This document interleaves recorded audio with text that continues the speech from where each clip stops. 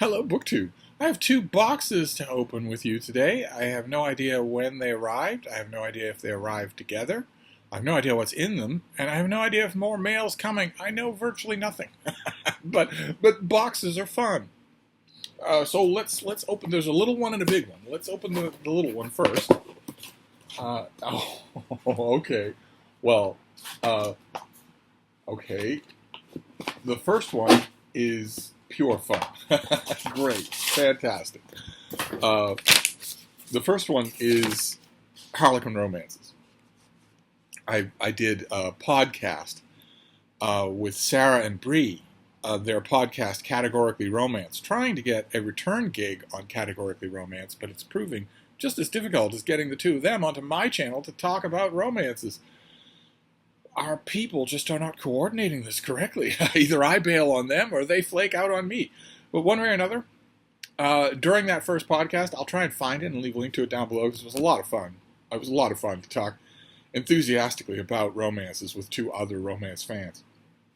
And during that conversation, I was complaining, as is my wont, being an extremely senior citizen, that my local Barnes & Noble, which is the only retail bookstore in Boston that carries romances of any kind, carry some Harlequin category romances. Those are the ones that have different, as the title implies, different subcategories every month, where you get 4 Harlequin Presents, 4 Harlequin Romances, 4 Harlequin Intrigues, that sort of thing.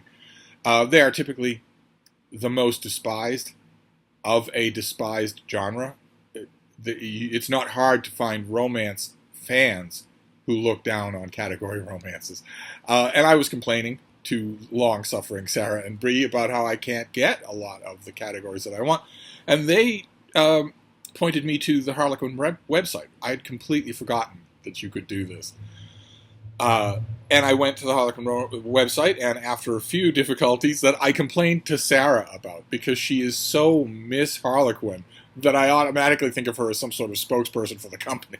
And if they had any sense, she would be. She would be the face and the voice of Harlequin Romance. But instead, I complained to her anyway, and she held my hand and walked me through a lot of the difficulties. And that is going to be the way every month. That is going to be the way now that I get the Harlequin romances that I want. And I started out by saying I'll get 2 every month.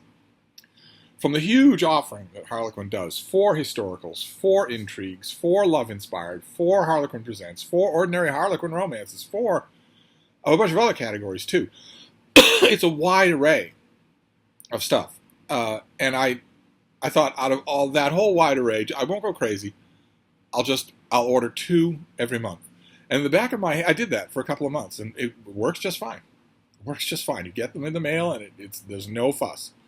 But while I was doing that, in the back of my mind, a little voice was saying, I wonder how soon it will take for the month's offerings from Harlequin, the new month's offerings, to include so many good titles that you order 3 instead of 2. And it took 2 months. So this is the batch that I got, and it's 3. So let me remind myself what I got here. Okay, another sort of informal rule that I'm trying to follow with these Harlequin category romances is not buying more than 1 from any single category in any given month. So rather than be completely Steve predictable and buy all 4 historicals every month, I thought I would spread myself out and buy different kinds of things each month. I got 3, and the first one I got is the venerable Harlequin Romance. No subcategory at all, just the venerable line of Harlequin Romance. And this is called Falling for the Sardinian Baron by Rosanna Battigelli. That is the cover. As is the fashion in the 21st century. That young man's suit is probably 2 full sizes too small. We don't care about such things, and we don't laugh at fashionable businessmen, who are wearing clothing that is 2 or 3 sizes too small, so their pants come down to their mid-shin. They're not wearing any socks. And their suit coats are permanently wrinkled because they are almost scuba gear. Their shirts don't button because they're a full-grown man who's buying shirts in a size small in the children's department. And we don't laugh at these people. They look ridiculous, but we don't laugh at them because that's what fashion is. Fashion is the thing that happens in society that allows you to dress like a damn fool and have no one laugh at you. Instead, people want to dress like that. I've had to point this out to a few very nice models. I've had to say, it's great to see you. I'm glad you got this gig. It's a shame there was no tailor on the set to size this clothing properly for you, because it used to be that Red Skelton, an old stand-up comedian, used to have a comedy routine. As a staggering drunk. You couldn't do it today, of course, because you can't have any humor in the 21st century. But once upon a time, he had a comedy routine as a staggering drunk. And when he would stagger onto stage and the audience would howl with laughter, one of the signals that he was a staggering drunk is that all his clothing didn't fit. All of his clothing was too small. Now you see people walking to and from business meetings looking exactly like that, only they're deadly serious. You have to be deadly serious to put 5 pounds of carcinogenic product in your hair every day. Every day you're slathering cancer-causing product that seeps down into the roots of your skin. You have to be pretty serious to want to do that. But anyway, one of the concerns that I had, and I went straight to Sarah, who's the unofficial spokesperson for Harlequin Romance, is what does that mean? A large print title. Because, if you don't need to read large print titles, the actual large print titles, if you don't need that, then it's going to put a real strain on your eyes. I've never been able to read a large print book comfortably. It gives me what I imagine motion sickness feels like. And I was curious what that was. And Sarah, again, bless her.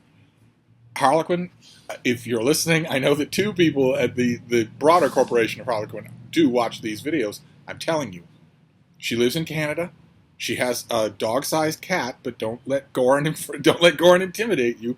And then just pay her $55,000 American to do her thing. So all of those questions that customers come up with, the email, all of that stuff that they send you, just give it to her, and she will patiently, happily answer it all, and give you the best PR face any company could ever ask for. But one way or another, she very patiently found examples in her own collection of so-called large print titles. And it's not prohibitive at all. It's slightly bigger. And it's not available in every category.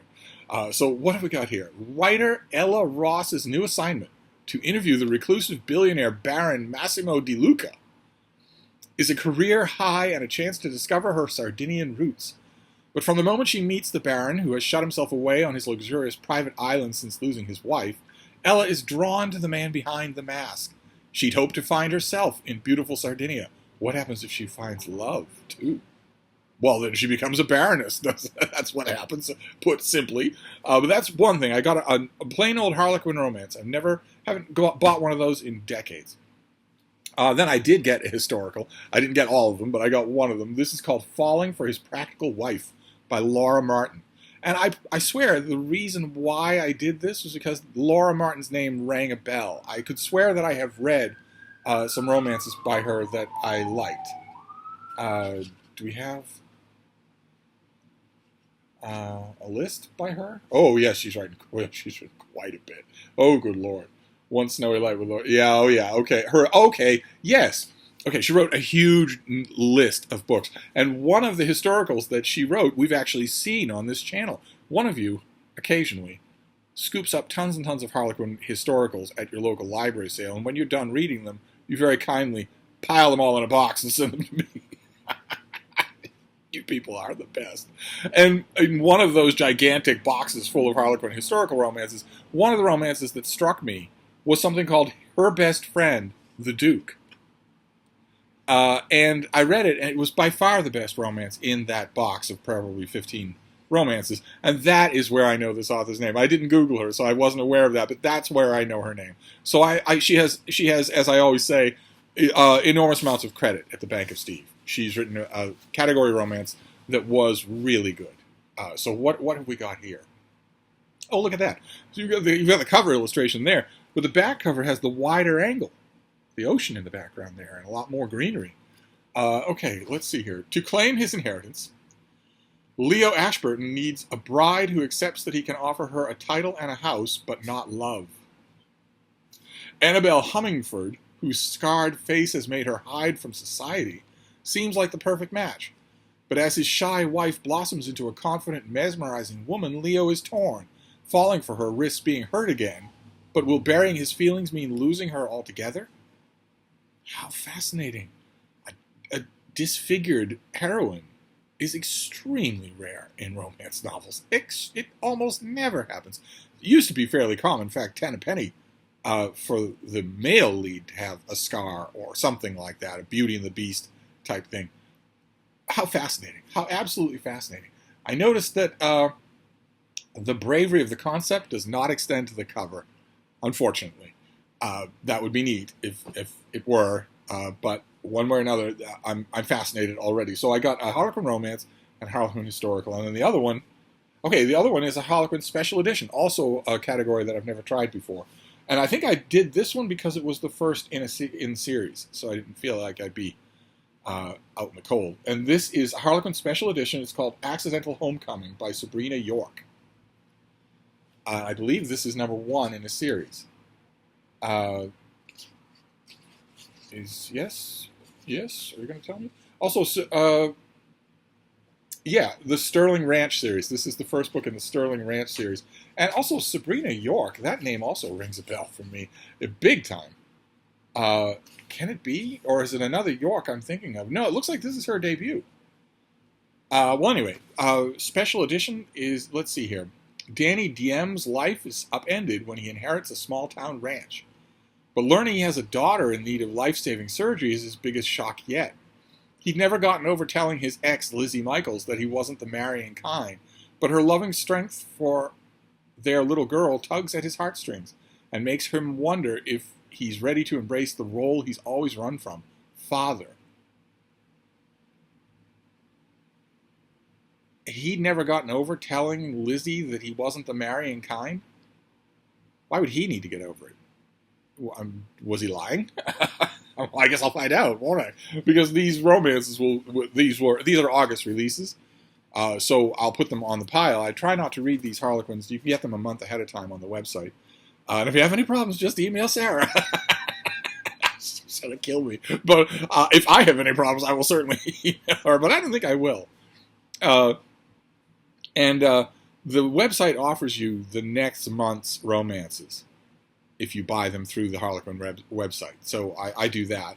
And then try to control myself so that I won't read these until August, which has still 2 weeks to go. So but I did not control myself well enough with my July books. I gobbled them right up. I got 2 romances in July and gobbled them right up. And one of them I really liked. Although, one of the books from the first batch that I got, in fact, I think I showed it on this channel, Pregnant in the King's Palace.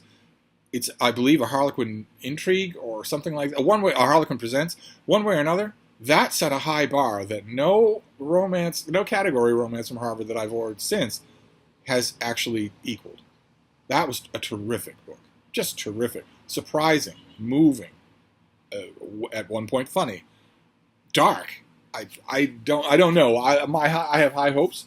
Nothing in my July books displaced that as my favorite so far. But maybe one of these will.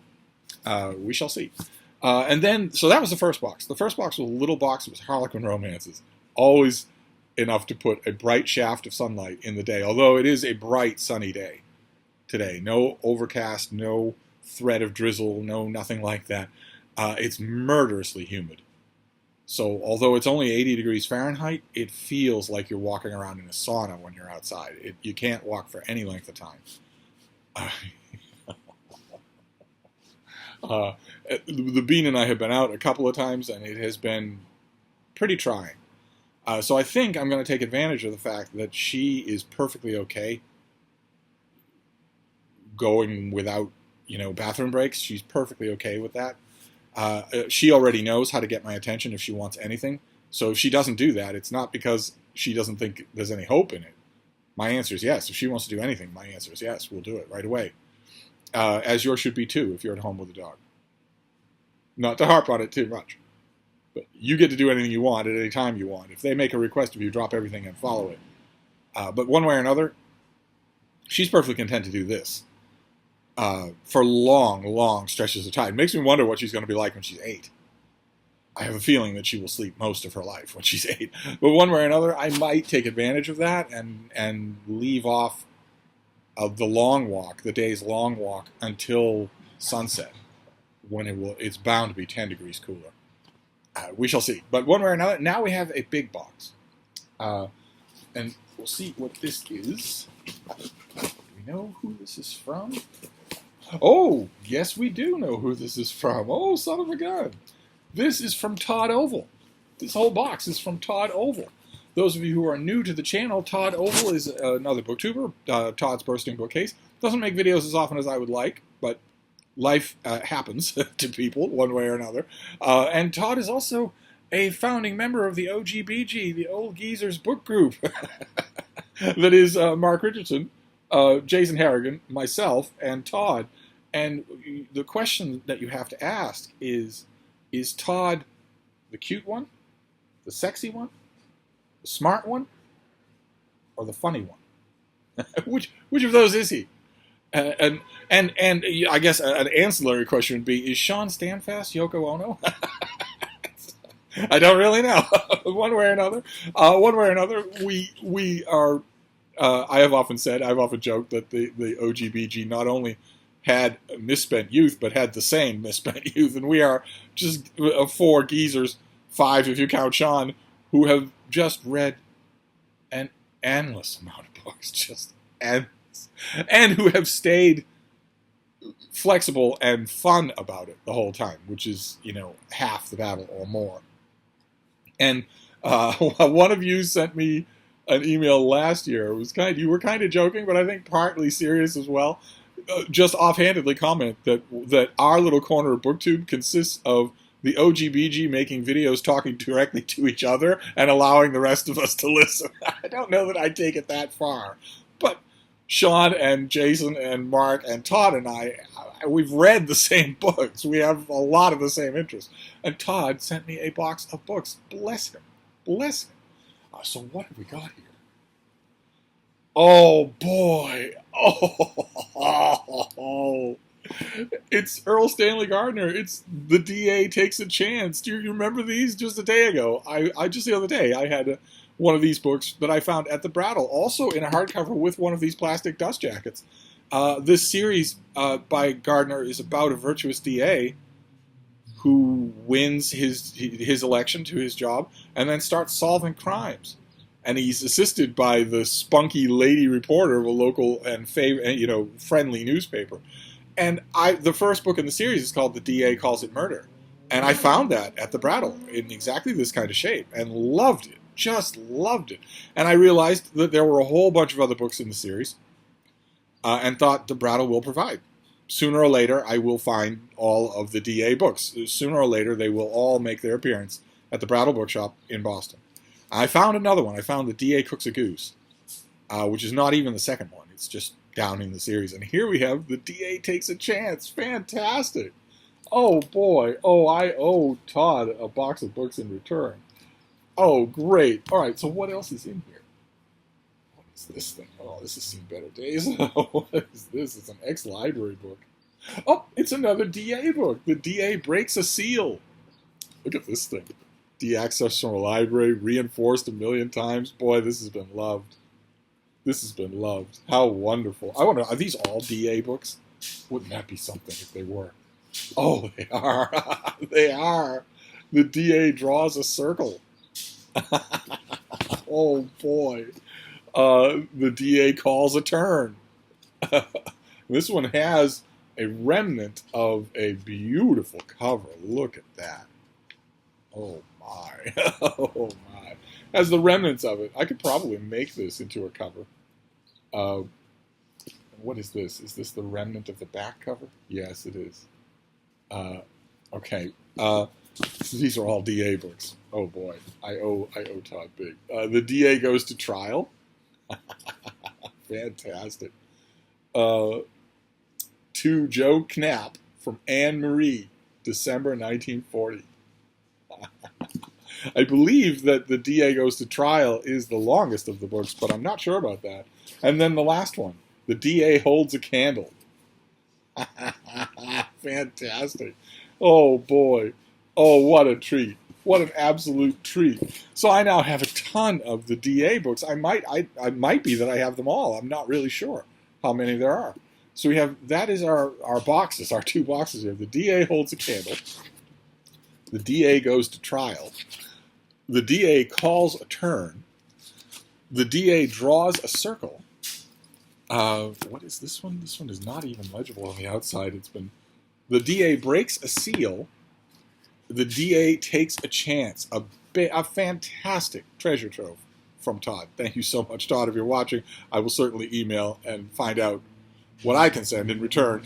And then on top of all these, what a winner of a mail haul here. We also have 3 Harlequin categoricals. Accidentally Homecoming, the first Harlequin special edition I've read in ages. Falling for His Practical Wife by Laura Martin, who wrote Her Best Friend, the Duke. And Falling for Our Sardinian Baron. So we have 2 people falling in the titles here. And this is just a plain old Harlequin romance. The first one, again, that I've read in decades. So, God bless the Harlequin website. I will make a purchase there at the beginning of every month. I'm trying to stick to rules here where I don't make more than 1 purchase. Just pick my books at the beginning of every month, and that I wait until the month in question to read the books. So fantastic. So these boxes, they were just sitting here. My surly houseboy put them out. So I have no idea when they got here. There could be more mail today. And if there is, you'll be the first to hear about it. Thank you, BookTube.